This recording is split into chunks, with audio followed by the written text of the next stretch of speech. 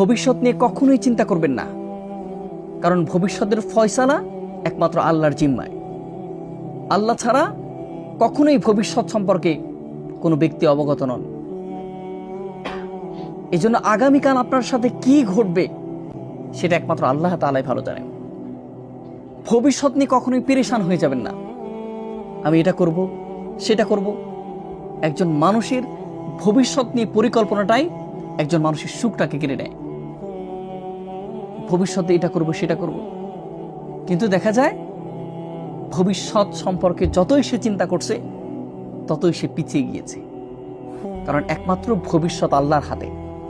আল্লাহ যেটা পরিকল্পনা করেন সেটাই সবচেয়ে উত্তম।